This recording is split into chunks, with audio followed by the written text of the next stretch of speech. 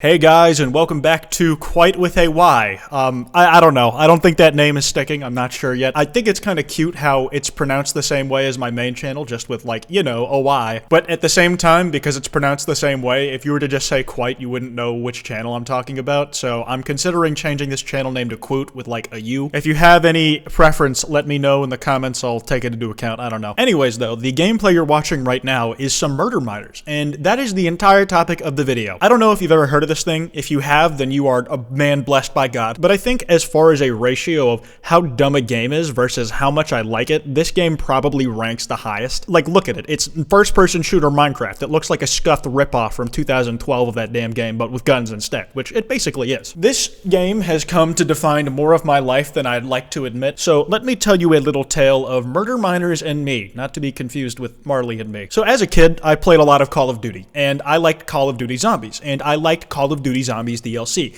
and to buy DLC on the Xbox 360, you needed to use Microsoft points. The thing is, the amount that the DLC cost versus the amount of Microsoft points you can buy in one go wasn't exactly even, so I'd always have some left over. And you know, with those leftover points, I'd go fishing around the Xbox Live Arcade, and back then, the indie scene on Xbox Arcade was thriving. I bought so much shovelware that I killed hours on. I think Fortress Craft was among that. There is like this really shitty zombie survival game. Not the point. The magnum opus of that library was absolutely Murder Miners. I picked that up, and I put more hours into it on Xbox 360 than I ever thought I imagined myself doing when I first bought it. I think it was the top-rated Xbox Live Arcade game back like in its heyday. I convinced my friends to buy it because it was fairly cheap, and it had custom maps, custom game modes. It just had all sorts of stuff that we liked in other first-person shooters, except this one was blocks. The big pull as a preteen to games for me was being able to make your own content, so that's part of why I like Minecraft a lot. Halo Reach Forge was really big to me. And this literally smacked those two things together. It was like a match made in heaven. I wasted a lot of hours building the worst maps imaginable on that game. I played with my friends, just played the infection modes, did the shitty parkour maps a lot. I just spent a lot of hours wasted during the summer, and I don't really think they're wasted, because is time enjoyed really time wasted? Enough me pretending to be fake profound. I love doing that shit. I had a really good time with this game on Xbox 360, but at the end of the day, I thought it was going to be a phase. Like, I stopped playing on my Xbox at some point super consistently. I got a PS4, I moved on to that. I had a gaming laptop, so I started playing stuff on Steam.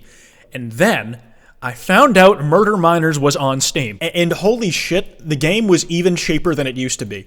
I think when I found it, it was on a Steam sale, and the game itself was literally $1, and a 4-pack was like $3. So you could buy, for $3, you could give you and 3 friends this game, and that's enough to like do 2v2s already. It's like this game was following me everywhere I went. I thought I had just left it in my past and it was going to be a blip on my radar, but it just ended up being exactly where I needed it to be in order to stick with me. Because around the time that I found out it was on Steam, sticking to my ass cheek like a weird pimple, was also around the time that I was first starting to use Discord. Me using Discord is definitely its own story. I'll probably make a video on how that platform ruined my life a different time. But when I first started playing that, I would meet folks in Discord servers, making friends. A lot of people I still talk to today. That's where I met Grolix and Hyojin and even Kappa at one point. And when we would try to find something to do, if we didn't like exactly have a game that we met each other through, it was really easy to recommend at the time, hey, do you want to try this game Murder Miners? It's like a mix of Halo and Minecraft, and it's $3, so it's not that big of a loss if you fucking hate it. So yeah, it didn't take a lot of convincing, and a surprising amount of people already had it when I asked, so they didn't even need to buy it. They were just already keyed into what I was getting at. The game had surprisingly more reach than I thought. A lot of folks who I never thought would own it, or I just didn't really picture as being the Xbox Live Arcade type, said that they had played it too, which was really dope. The bar for entry to get into this game is so low, is why I think it's lasted so long. And they've been working on a sequel for like the last 5 years that is actually getting some substantial trailer footage recently. I'm kind of excited, but even if that sucks, we can always come back to this one. Nothing's stopping us from playing it. In fact, the reason that I even got the idea for this video and that I recorded this gameplay is that I was just sitting in my Discord server with my mod team, and I was like, hey, you guys want to play Murder Miners? And every single one of them said yes in a chorus. It was beautiful. It was like angels descended from the heavens. It was like lots of fanfare, very beautiful. You know how it goes. And I've ended up playing this game in like really small spurts. Like, I'll play it with some friends for a good week or so, a few months apart from each other, or a few years even sometimes. And in that time, the game has still been getting updates. Like, the dev team is active. It had been a few years since the last time I played it before this most recent time when I recorded this footage, and I was way worse at first-person shooters now, which is why I'm absolutely crushing it here. When I popped in the game, they had 2 new weapons. There was rocket launchers and sentry turrets. Those just didn't exist the last time I was there. I remember when they introduced the hook shot, I was creaming myself. That was the coolest thing to my little pea brain. Grappling guns and first-person shooters were a relatively new concept to me at the time, and to have it in this custom map-driven game was really cool in my opinion. It's just at this point, it has more functional custom games than Halo Infinite, which is to say, at all. The same deal with custom maps. It has better ones than Halo Infinite, which is to say, at all. And like, even outside of the Halo comparisons, there is just something kind of charming and appealing about its pixelated aesthetic. I like the 64-bit, 32-bit, whatever the fuck you call it. The sound design is really crunchy on purpose, and it kind of fits in with the entire aesthetic the game's going for. The gunplay is surprisingly good. Like, every weapon has its own kind of purpose. They all have alt fires that do different things. Like, some of them are just a zoom, but others are like 32 bullets in 1 second rapid burst that will